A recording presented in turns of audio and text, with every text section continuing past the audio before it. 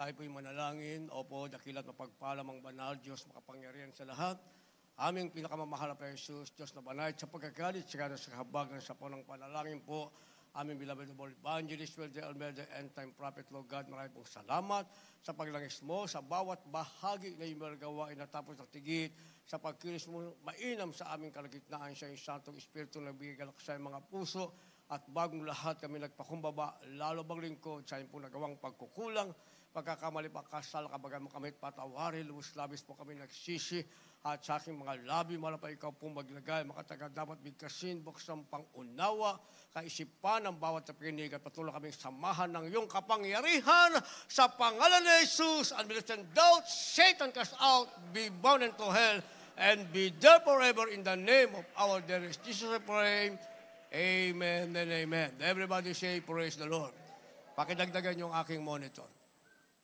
Mahina yung monitor ko. Una tigit sa lahat, ang pinakamataas sa pagpupurit, pasalamat, kaluwalhatian at kadakilaan ay tangi lamang sa ating Diyos na buhay at makapangyarihan, walang iba sa ating pinakamamahal na Panginoong Jesucristo. At apo'y nagpaabot ng dobling paggalang sa ating pong beloved, honorable parents in the Lord, at patuloy po nating inaalala kailanman, hindi natin malilimutan ng mga turo at aral na iniwan ng ating beloved Honorable Evangelist Wilder Almeida, the end time prophet of our loving God, maging ating beloved Almastant Pastor, our beloved Mama Dear, at po'y nagpaabot ng paggalang, pagbati sa mga beloved children ng ating beloved parents in the Lord, at magandang hapon po sa inyong lahat, sa ating pinagpalang ang mga bisita at mga baguhan, at sa lahat po ng ating viewers sa ating pong live webcast. At tayo ngayon ay nasa ikalawang linggo na ng isang bagong taon, kaya ibabase lang natin sa takbo ng panahon ng ating tatalakayin, ang ating pamagat ay timely resolution. Timely resolution, ang ibig sabihin niyan, napapanahong resolution o napapanahong plano. Timely resolution, napapanahong resolution o napapanahong plano. Kindly, sa ating beloved Bible readers. The book of James, chapter 1, verse 25. But whoso looketh into the perfect law of liberty, and continueth therein, he being not a forgetful hearer, but a doer of the work, this man shall be blessed in his deed.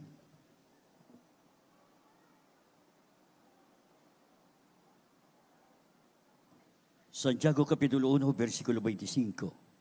Ngunit ang nagsisiyasat ng sakdal na kautusan, ang kautusan ng kalayaan ay nananatiling gayon, na hindi tagapakinig na lumilimot, kundi tagatupad na gumagawa, ay pagpapalain ng taong ito sa kanyang ginagawa.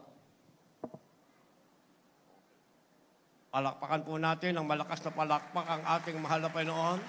Sabay-sabay muna tayong pumalakpak ng may galak sa ating pinakamalapit na Jesucristo. Lahat magsabi ng praise the Lord. Nabasa po ba lahat? Timely resolution o napapanahong resolution o sabihin nating napapanahong plano, mga minamahal. Yung bang ating plano ay napapanahon? Ito ba'y naaayon sa kalooban ng ating mahal na Panginoon? Yung bang ating ginagawa, sinasabi ba nating ayon ito sa kalooban ng Diyos? Ano ba ang plano natin sa kasulukuyang panahon, mga minamahal? Gayong nakita natin yung ating mga kababayan, yun yung kanilang plano, mga minamahal. Doon daw, matutupad ang kanilang kahilingan, gagaling ang kanilang karamdaman, yun ang kanilang sinasabi, mga minamahal, pero halos 700 ang dinala sa hospital. Napilayan, hinimatay, mga minamahal, kung ano-ano ang nangyari. Na kung saan, mga minamahal, 1987 to 1989, yun din naman ang aking ginagawa. Na sa bawat taon, ito ang darating, ito ang resolution ko, ito ang aking plano. Pero wala namang nangyari, lalo ngang lumala ang aking karamdamang ketong. So what is our timely resolution sa panahon ito? Pag binasa natin ang banal na kasulatan, sabi ng ating nabasa, ngunit ang nagsisiyasat na sakdal na kautusan, ang kautusan ng kalayaan ay mananatiling gayon. Dapat ang ating timely resolution, mga minamahal, ay siyasatin natin ang sakdal na kasulatan para ikaw ay manatiling gayon. Anong ibig sabihin? Mga minamahal, ang gusto ng mahal na Panginoon, pagpalaing ka. Manatili ka sa kalagayan yan, pero dapat magkaroon ka ng time na resolution, saliksikin mo ang sakdal na banal na kasulatan. Anong sasaliksikin mo? Sakdal na banal na kasulatan. Hindi yung pamaniin o hindi yung itinuro sa iyo, mga minamahal, ng iyong mga ninuno o na nakagisnan mo sa iyong mga magulang. Sabi ng verse 26, kung ang sino may nag-isip na isa'y religyoso, samantalang hindi pinipigil ang kanyang dila, kundi dinadaya ang kanyang puso, ang reliyon ng tao ito ay walang kabuluhan.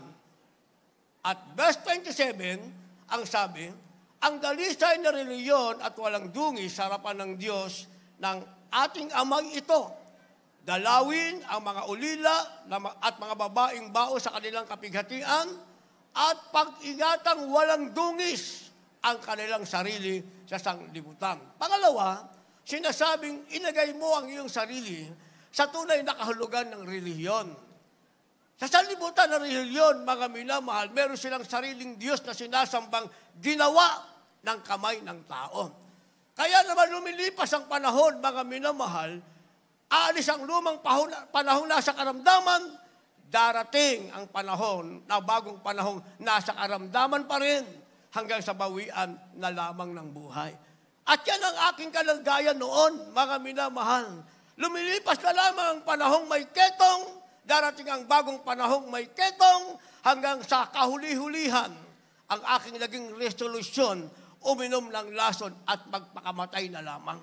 Subalit salamat sa ating mabait na Diyos, mga minamahal, bago dumating pa ang tinatawag na kamatayan, kumatok sa puso ko ang ating mahal na Panginoon. Dumalo ko sa gawaing may ketong, 1989, umuwi akong walang ketong, hanggang ngayon walang ketong, hanggang sa rapture by faith, walang ketong. Bakit, mga minamahal? Isa sa time na resolution, mga minamahal, napapanahong plano, sabi ng ating nabasa, hindi ka dapat nasa relihiyon. Dapat nasa iyo ang tunay na kahulugan ng relihiyon. Anong tunay na kahulugan? Sabi ng ating nabasa, ang dalisay na relihiyon ay walang dungis sa harapan ng Diyos. Yun daw ang tunay na relihiyon. Dapat humaharap kang wala kang dungis sa harap ng ating mahal na Panginoon. At ang sabi, mga minamahal, ang sabi, meron siyang tinatawag na virtue. Humaharap kang walang dungis sa harap ng Diyos, meron kang katangian. Tinatawag na virtue. Ano katangian mo? Ikaw ay nasa charity. Ang sabi, mga minamahal, dinadalaw ang mga ulila at mga babaeng bao sa kanilang kapighatian at pinag-iingatang walang dungis ang kanyang sarili sa sanlibutan. Yun pala ang sinasabing tunay na religion, and this is the virtue of a true Christian. Pag tunay kang Kristiyano, hindi napapatunayan yan sa meron kang inanyuang larawan o sinamba mo o pinaglingkuran mo. Ang tunay na Kristiyano, nasa iyo ang katangian, sabi ng ating nabasa, meron kang charity, meron kang pagtulong, at iniingatan mong walang dungis ang iyong sarili sa makasalanang sanlibutan ito. Yan ang sinasabing timely resolution, mga minamahal. Kaya nga, para mailagay natin yung ating sarili sa tinasabing napapanahong plano o napapanahong resolusyon, mga minamahal, kinakailangan natin yung sinasabing realign yourself to God. Realign yourself to God. Ang ibig sabihin niyan, mga minamahal, iayon mo ang iyong sarili sa Diyos. Dahil pag hindi mo na-realign ang sarili mo sa Diyos, hindi mo inayon sa Diyos ang iyong sarili, mga minamahal, puro ka resolusyon, revolution ang mangyayari. Wala kang tatanggaping mabuting bagay. Resolution number 1, number 2, number 3, number 4. Pero ang buhay mo, puro revolution sa loob ng isang taon, mga minamahal. Sabi ng ating nabasa, for you to be able to have what we call time resolution, ang kailangan mo, realign yourself to God. I-align mo o iayon mo ang iyong sarili sa Diyos. Paano natin gagawin yan? Kindly po. In the book of Proverbs, chapter 3, verses 5 and 6. Trust in the Lord with all thine heart, and lean not unto thine own understanding. In all thy ways acknowledge him, and he shall direct thy paths.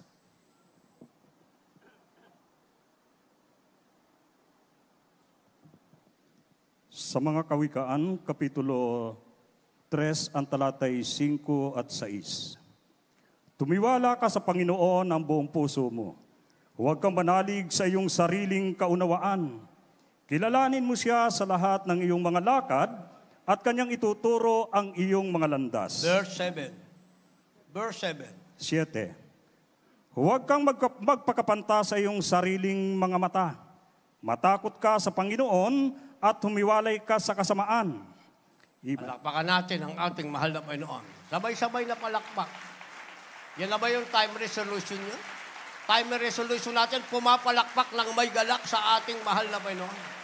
Kasi linggo ngayon, malaya tayong pumalakpak na may saya at magsabi ng malakas na praise the Lord. Pag overnight, sabi natin, huwag kayong papalakpak. Palakpak kayo ng palakpak.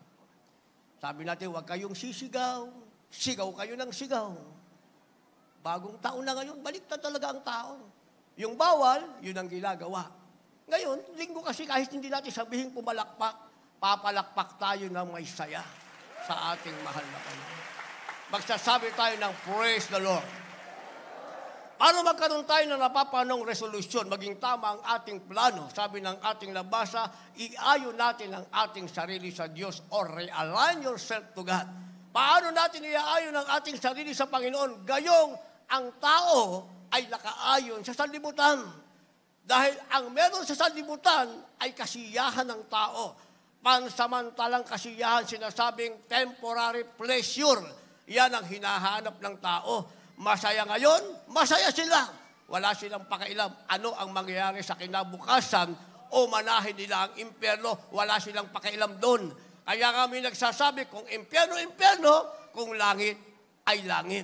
Pero may katotohanan dapat nating unawain, mga minamahal.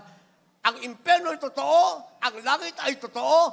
Pag nandiyan ka na, nasa langit ka, hindi mo pagsisisihan bakit pinaglingkuran mo ng may katapatan ng ating mahal na Panginoon. Bakit iniayon mo ang sarili mo sa Diyos? Ginawa mo ang kalooban ng Diyos, pinagsikapan mo. Pag nasa langit ka na, hindi mo pagsisisihan yan, magagalak ang iyong puso.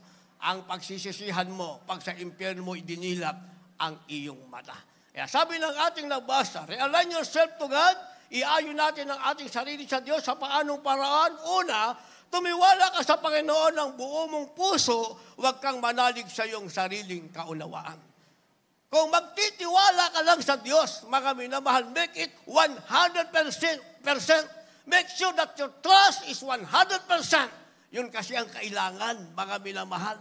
Kaya ang ating beloved Ramon Evangelist Well de Almeida, the end-time prophet of our loving God, kahit sa talipaw, hulo-hulo, kung saan, mga minamahal, nakaabang ang high-powered gun o weapon na mga abusaya, ang simpleng tanong sa mga kasamang prayer warrior, ilan ang porsyento ng iyong pananampalataya?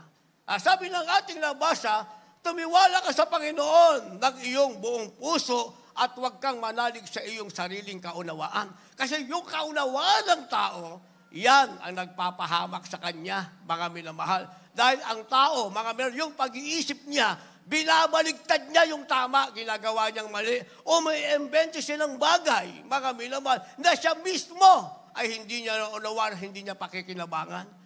O doon, ang sabi, pag bagong taon, sasalo mo ka sa bagong taon, bumili ka ng maraming bilog na prutas. Hindi ba yun ang sinasabi? Ngayon daw, huwag kang bibili kasi gugulong ang swerte pala yun. Hindi ba marami ang tao, marami siyang iniimbento sa sarili, hindi niya pakikinabangan. O huwag ka daw kakain ng isda pag bagong taon. Bakit? Pag sisig ng isda, lalayo sa iyo ang swerte. Ano kakainin mo? Di ba? Sa banal na kasulatan, kumain ka na gusto mo kainin. Huwag ka lang kakain o gagawa ng kasalanan sa harap ng ating mahal na Panginoon. Kay plat na prutas, kay bilog na prutas, kung ano kainin mo, ang sabi ng banal na kasulatan, gagawin mo yan na may pasasalamat sa harap ng Diyos. Kung uminom ka, kumakain ka, magpasalamat ka sa ating mahal na Panginoon. Walang kasalanang magaganap sa iyo, maliban sa langsangin mo ang kalooban ng ating mahal na Panginoon. Ang sabi ng ating nabasa, para ma-realign ang ating sarili sa Diyos, tumiwala ka sa Panginoon. Verse 6, kilalanin mo siya sa lahat ng iyong lakad at kanyang ituturo ang inyong mga landas. Kung lalakad ka rin lang, ay huwag yung sarili mong lakad, ang iyong panghawakan. Ang sabi, kilalanin mo ang mahal na Panginoon sa lahat ng iyong lakad. Ang ibig sabihin, ikonsulta mo muna sa mahal na Panginoon. Manalangin ka muna. Mahal na Panginoon, ang plano ko, tama ba ito? Mahal na Panginoon? Dahil sa sanlibutan, aalukin ka ng napakaraming kaginhawahan. Ang tanong, gaano katagal ang kaginhawahang yan? Dadaling ka sa iba't ibang bansa. Pagdating sa ibang bansa, ang tanong, yung bang Espiritu ng Diyos ay mananatili ba sa'yo? May papalakpakan ka bang Diyos dyan? May gawain ka bang pupuntahan? May presensya ka ba ng Diyos na daramahin? May salita ba ng Diyos na mapapakinggan mo? Meron ka bang mga kasamang Kristiyano magsasabing ang kanilang mga labi nagpupuri sa ating mahal na Panginoon? Ako sinasabi ko, ilang bansa na aming napuntahan, kawawa ang mga tao. Kawawa ang kasama na nating minsang naging Kristiyano. Pero naghanap, naglakad ng sarili nilang lakad. Akala nila, pag nasa ibang bansa ka na, sagana ang buhay mo. May makapatiran tayong nasa ibang bansa, sagana ang buhay. Bakit? Dahil kahit nasa ibang bansa sila, kung papaano ang kanilang pagiging on fire sa paglilingkod sa Diyos sa Pilipinas, sa ibang bansa pa rin, ganun pa rin, mga minamahal, hindi sila nagbago ng kanilang paglilingkod sa ating mahal na Panginoon. Kaya naman, sila rin naman ang ginamit bilang kabalikat ng iglesia, nagdala ng tarpaulin, meron tayong logo, ipinalab, ipinagpray, pagpunta na sa bansa, lumago ang gawain, pinagpala ng ating mahal na Panginoon. Pero kung pupunta ka sa ibang bansa, naalala ko, sa Amoranto, meron nagpa-pray sa akin, pray. Bakit? Pupunta daw sa ibang bansa, sa UAE.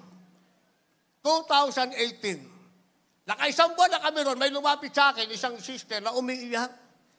Sabi niya, yun daw kanyang asawa ay pinagbibintangan ng among ninakawan at hinihingan ng 270,000 dirhams. Sabi nung amo niya, pag di mo ako binigyan, tatawag ako ng pulis. Ano naman ang ibibigay? Nagtatrabaho lang nga. Tumawag ng pulis, pinakulong siya. Yung sister, hinanap yung ating gawain. Nakilala ko. Sis, kilala kita. Ikaw yung nagpa-pray. Napupunta ka dito sa UAE. Ano nangyari? Dumalo ka ba? Alam niyo, layo ng bahay niya mula doon sa ating hotel na pinagdanso ng gawain. 2 kanto. 1 taon na doon, hindi mo lang hinanap ang gawain. Bakit? Dahil ang gusto lang, makarating sa ibang bansa, magpasaya sa ibang bansa, magpaginhawa sa ibang bansa, wala siyang planong paglingkuran ang ating mahal na Panginoon. O nakarating naman, yun ang kanila naging kapalaran. Pero mabait ang ating mahal na Panginoon. Sabi ko, mag-fasting ka ng 5 days straight. Absolute. Babaguhin ng Diyos ang ginawa ng amo ng asawa mo sa kanya. 3 days pa lang, dumalo sa gawain, umiiyak na naman. Bakit? Dahil yung kanyang asawa, pinalaya na ng ating mahal na Panginoon.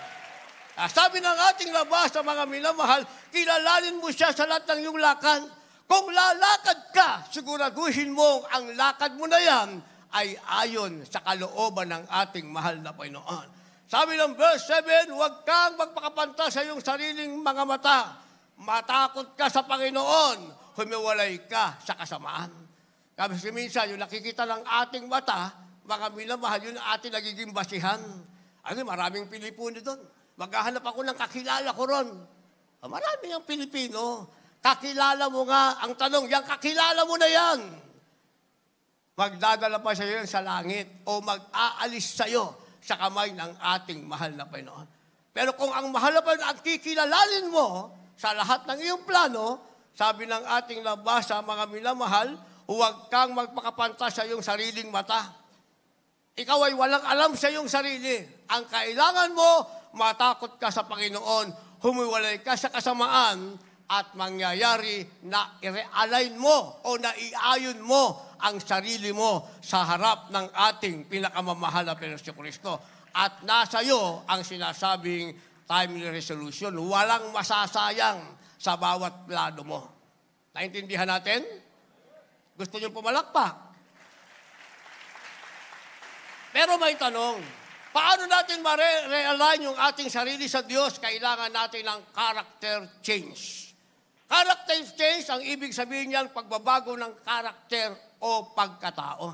Kasi itong ating pagkatao, mga minamahal, talagang hinahanap nito ay yung sinasabing kumbinyente sa ating sarili. Gusto niyo mag-amen? Kumbinyente. Ang isang bagay, hindi mo matatanggap yan, mga minamahal, na kumbinyente ka sa iyong sarili. Lalo na ang biyayang nanggaling sa ating mahal na Panginoon. Kung meron mga Kristiyanong umabot na since then, 1975, nag-start ang ating banal na gawain, hanggang ngayon, nandyan pa. Sila yung mga nakaka-bless, mga minamahal, may edad na, matanda na. Pag-upo sa silya, walang alisan, walang inuman ng tubig, walang kainan. Pero yung mga bata pa, alis ng alis. Punta ng punta doon sa tindahan ng siomay. Di ba? Yung mga may edad na, mga minamahal, bumubuka ang mga labi, nagpapasalamat sa Diyos, dinarama ang matamis na presensya ng ating mahal na Panginoon. Umiiyak sa presensya ng Diyos.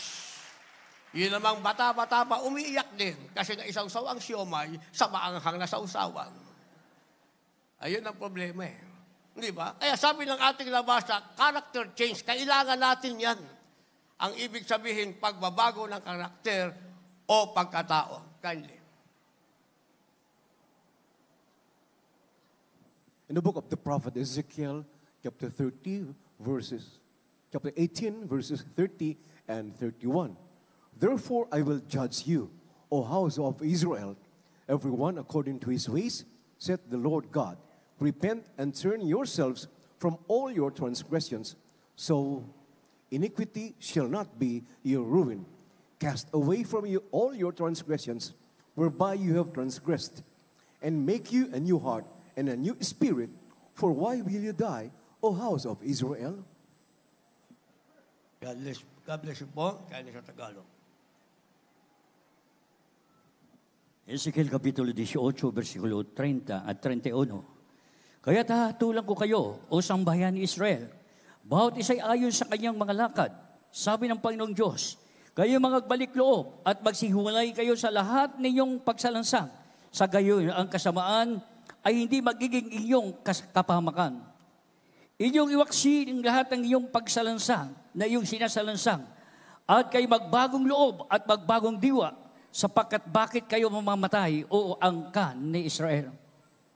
Palapakan po natin ang ating mahal na Panginoon, sabay-sabay na palakpak at lahat magsabi ng praise the Lord. Character change, pagbabago ng karakter o pagkatao, sabi ng ating nabasa mga minamahal, o sambahayan ni Israel, bawat isa'y ayon sa kanyang mga lakad, sabi ng Panginoong Diyos, kayo'y magbalik loob at magsihiwalay kayo sa lahat ng inyong pagsalangsang. Sa gayon, ang kasamaan ay hindi magiging inyong kapamakan. Papalitan natin yung ating pagkatao, mga minamahal. Aalisin natin yung ating pagsalangsang sa harap ng mahal na Panginoon. Sabi ng ating nabasa, pag nagawa natin yon, yung ating pagsalangsang, hindi magiging ating pagkapahamak sa isang bagong taong ito. Pero kung nasanay tayong palaging sumasalangsang, palaging nagre-reklamo, bakit kaya ganun ang ugaling tao? Hindi man. Since then, nilikha ang tao, ibinigay ng Diyos ang lahat, naghahanap pa ng ikasasama ng kanilang sarili. Mga Israelite, inalis sa pagkaalipin, mga minamahal, pinahihirapan, pinalaya ng mahal na Panginoon, himala na sa lahat ng himala, na sa kanilang buhay, nakita nila kanilang mga mata sa malawak na dagat, hinating ng mahal na Panginoon, pinaraan silang lahat, paglampas nila sa pulang dagat, ibalik ng Diyos, pinatay lahat yung kanilang mga kaaway. Pero walang nagsabing salamat sa Panginoon. Pagdating sa ilang, nagreklamo pa rin.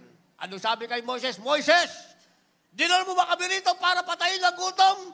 Ibalik mo na lang kami sa Ehipto. Mabuti rin kahit alipin kami, may kinakain kaming sibuyas at saka bawang. Bakit? Kasi dun sa ilang, ang pagkain nila, pugo at saka mana. Hindi naman sila alipin. Hindi naman sila naghahanap buhay. Ang gagawin nila, matulog, kumain, bumangon, at maglakbay patungo sa Kanaan, pangakong lugar na pagpapala ng ating mahal na Panginoon. Pero nagre-reklamo pa rin, mga minamahal. Hindi ba? Ganun din minsan mga Kristiyano eh. O, dito ka dito. Ano ba yung parking na yan? Bako-bako, maputik. Di bayad pang 50 pesos. Ako, kahit 100 eh. Alam niyo ako, nagbabayad ako sa gasoline station. Ma-save ko lang yung sasakyan, kahit 100, 200 binabayaran ko. Kinakausap ko yung gasoline boy. Safety naman yung sasakyan ko. Hindi ba? Yung parking natin, libre yan. Libre.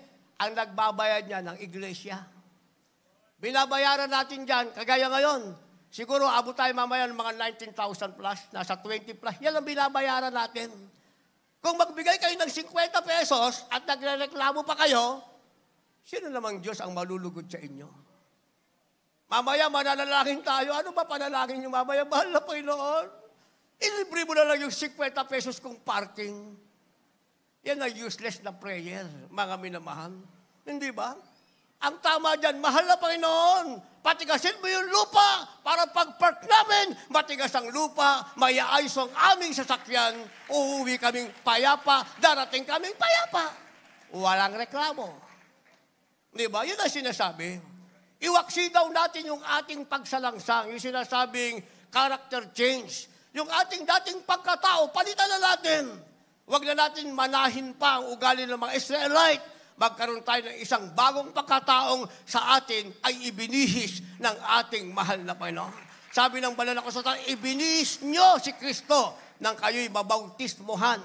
Ang ibinihis natin isang bagong pagkatao, ang ibinihis natin si Kristo. Kaya wala nang pagsalangsang, sabi ng banal na kasulatan, alisin ang iyong pagsalangsang, manumbalik kayo sa Panginoon para kayo ay hindi mapahama. Sabi ng 31, inyong iwaksi ang lahat ng inyong pagsalangsang. Na inyong isalangsang, kayo'y magbagong loob at magbagong diwa sapagkat bakit kayo mamamatay o angkan ni Israel. Kahit pala ang Diyos, ayaw niyang mangyari sa atin na hindi maganda. Lalo na sa isang bagong taong ito. Ang plano ng Diyos sa atin, isang saganang buhay, isang masaganang buhay, kung matuloy yung sinasabi nilang pandemic. O ngayon, ano ang kumakalat, mga minamahal? Pag meron daw dumating sa inyong mga lugar na nagsasabi na sila, mga minamahal, ay accredited ng DOH at sila'y kasama sa grupo ng mga doktor at mga nurses na pupunta sa bawat barangay at nag-i-inject, ibinigyan kayo ng injection. Huwag nyo daw tanggapin kasi ang laman daw ng injection na yon, yung vaccine na yon ay AIDS. O yan ngayon ang kumakalat, mga minamahal. Nasaan ngayon ang pag-iingit ng Diyos kapag nangyari sa atin? Pero sa banal na kasulatan, 1,000 ay babagsak sa iyong harapan, sa iyong kanan, sa iyong kaliwat, sa iyong likuran. Ikaw na anak ng Diyos, mananatili kang nakatayo dahil protektado ka ng ating mahal na Panginoon. Pero may kaganapan niyan kapag nagbago tayo ng ating pagkatao. Sabi ng ating nabasa, manumbalik sa mahal na Panginoon, alisin ang ating pagsalangsang para tayo ay hindi mapahama. So ang kailangan natin, sinasabing timely words. Pag sinabing timely words, napapanahong mga salita. Hindi yung salita nating gusto lang nating sabihin. Hindi, salita ko lang naman yun eh. Biro lang. Biro lang. Pero sa harap ng Diyos, hindi biro yon. Dahil sa banal na kasulatan, pag ibinuka mo yung labi mo, just open your mouth to praise the Lord. Buksan mo ang labi mo para papurihin ng Diyos. Huwag ka na magbiro kahit saan ka nakalagay dyan. Kasi pag sinabi, dito ka mag-park, isiksik mo yung sasakyan mo dyan, ako nang maglagay para maayos, magkasya tayong lahat. O, di, susunod lang tayo. Wala nang salita. Kasi merong sinasabing timely words. Kindly po. The book of Psalm, chapter 119, verse 105. Thy word is a lamp unto my feet and a light unto my path. The Gospel of St. John, chapter 15, verse 3. Now you are clean through the word which I have spoken unto you.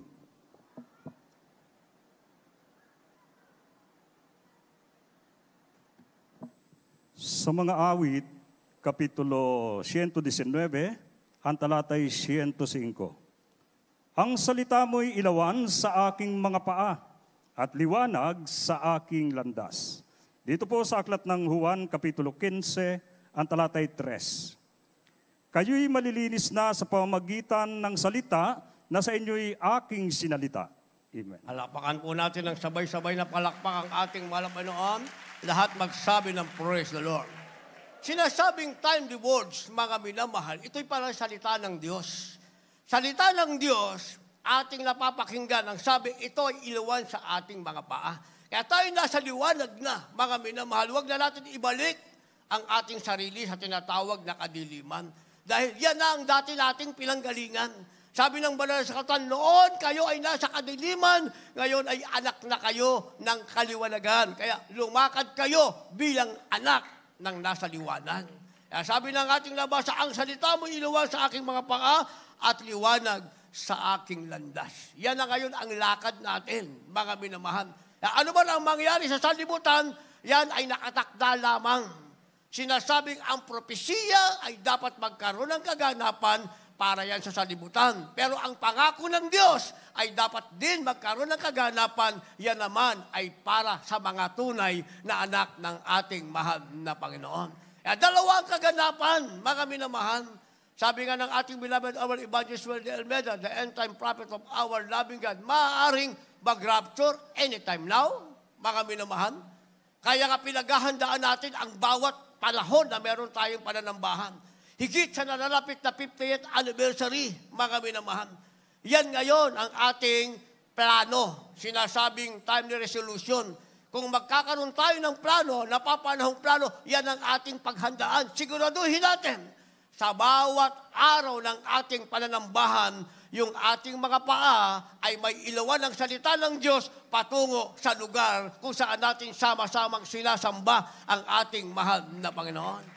Pagdating ng 58, isang malawakang krusada yan, mga minamahal.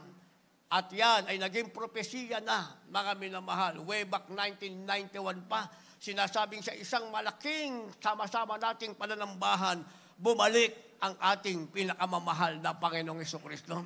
Kaya walang dahilan, wala tayong dapat idahilan. Bakit? Dahil meron sa ayong tinatawag na time rewards. Hindi natin pwedeng sabing mahirap, kulang tayo ng anumang bagay, dahil sabi ng ating labasa, ang iyong tuntunin o ang salita mo'y ilawan sa aking mga paa at liwanag sa aking landas. At sabi sa salita ng Diyos, dito tayo naging malinis. Sabi ng supporting verse, 1 chapter 15 verse 3, kayo'y malinis na sa pamamagitan ng salita na sa inyo'y aking sinalita. Alakpakan muna natin ang ating mahal na Panginoon. Isipin nyo, habang narito tayo, mga minamahal, time rewards, meron tayo niyan. Yan ang ating napapakinggan. Kaya huwag kang maghanap o umasa ang salitang mapapakinggan mo ay pumapabor sa mali mong ginagawa. Lahat magsabi ng amen. Huwag kang umasa. Pag nasa bahay, sambahan ka, lilinisin ka ng salita ng Diyos. Kung ang salita ng Diyos matalim, tabak na dalawang talim, tumatago sa utak ng buto, tinamaan ka. Magpasalamat ka, sabi ng ating nabasa, that is the timely words na kailangan mo. Sabi ng ating nabasa, ikayo ay malinis na sa aking salita na sinalita ko sa inyo at ang salita ng Diyos, ilawan yan sa ating mga paa. And finally, anong ating magiging kalagayan? Sinasabing inyo, beginning with God.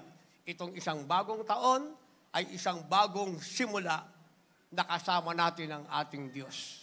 Last verse, kindly po, maghanda ating mga manugtog, mga magpaawit. The book of the prophet Ezekiel, chapter 36, from verse 26 up to verse 29. A new heart also will I give you, and a new spirit will I put within you. And I will take away the stony heart out of your flesh, and I will give you an heart of flesh. And I will put my spirit within you, and cause you to walk in my statutes, and you shall keep my judgments and do them. And you shall dwell in the land that I gave to your fathers, and you shall be my people, and I will be your God. I will also save you from all your uncleannesses, and I will call for the corn, and will increase it, and lay no famine upon you. God bless you po. Ezekiel Kapitulo 36, versikulo 26 hanggang 29. Bibigyan ko na rin naman kayo ng bagong puso at lalagyan ko ang loob ninyo ng bagong diwa at aking aalisin ang batong puso sa iyong katawan at aking bibigyan kayo ng pusong laman. At aking ilalagay ang aking espiritu sa loob ninyo at palalakarin ko kayo ng ayon sa aking mga palatuntunan at inyong iingatan ang aking mga katulan at isasagawa. At kayo magsisitahan sa lupain na ibinigay ko sa iyong mga magulang. At kayo magiging aking bayan. At ako'y magiging iyong Diyos. At lilinisin ko kayo sa lahat ninyong karumihan. At aking patutubuin ng trigo at aking pararamihin. At hindi na ako magpaparating ng kagutom sa inyo. Palakpakan natin ang isang malakas na palakpak ang ating malapay noon. Sabay-sabay na palakpak. Tayo nasa last verse na. Lahat magsabi ng praise the Lord. Sinasabing, in your beginning with God, meron tayong isang bagong simula, nakasama natin ng Diyos, dahil tayo'y merong sinasabing timely resolution. Anong ating bagong simula? Nakasama natin ng Diyos. Ang sabi ng verse 26, mga minamahal, bibigyan tayo ng Diyos ng isang bagong puso at isang bagong diwa. Yung puso nating bato, matigas, ayaw kumilala sa Diyos, aalisin niya. Papalitan niya ng pusong laman. Ito'y pangunawa na galing na sa ating mahal na Panginoon. Sabi ng verse 27, aking ilalagay ang aking espiritu sa loob ninyo. Dati ang nasa loob natin, mga minamahal, ay galit, kasakiman, kasinungalingan. Ngayon, ang sabi, papalitan niya ng mahal na Panginoon. Ang ilalagay niya sa kaibuturan ng iyong puso ay ang espiritu ng ating pinakamamahal na Panginoong Jesucristo. Sabi ng verse 28, kayo'y magsisitahan sa lupain na ibinigay ko sa inyong mga magulang, kayo'y magiging aking bayan at ako'y magiging inyong Diyos. Tayo ngayon ay bayan na ng Diyos at ang ating Diyos sa langit. Walang ibang ating malapit, siya ang ating Diyos na pinaglilingkuran, hindi ang Diyos na ginawa ng kamay ng tao, kundi ang Diyos na gumawa sa tao, walang ibang ating mahal na Panginoon. And lastly, sabi ng verse 29, lilinisin ko kayo sa lahat ng inyong karumihan at patutubuin ko ang trigo at ang aking pararamihin at hindi na ako magpaparating ng kagutom sa inyo. Yung karumihan natin, aalisin ng Diyos dahil babaguhin nga tayo ng mahal na Panginoon. Bibigyan tayo ng bagong puso at diwa, isa sa atin ang Espiritu ng Diyos at sabi ng ating nabasa mga minamahal, yung karumihan natin, lilinisin ng Diyos at ang sabi, ang kagutuman ay hindi na darating pa sa atin. Kung maulit man ang pandemic ay para sa libutan, ang kasaganahan ay para sa iyo. Ikaw na tunay na ng Diyos dahil meron kang timely resolution sa isang bagong taong ito, meron kang napapanong resolution o plano na ayon sa kalooban ng Diyos, kaya naman meron kang isang bagong simula na kasama mo ang ating mahal na Panginoon. Tayong lahat ay tumayo. Mga dala niyong baguhan nasa harap. Napakalaki ng crowd natin sa labas at dito sa tagiliran. Hihintayin namin kayo sa loob. Yun naman na bautismo na kanila para magkaroon kayo ng formal acceptance sa harap ng mahal na Panginoon. Yung nagbunga sa kanila, dalhin niyo sila sa harapan para maipanalangin ng maayos at hihintayin namin kayo habang tayo'y umaawit.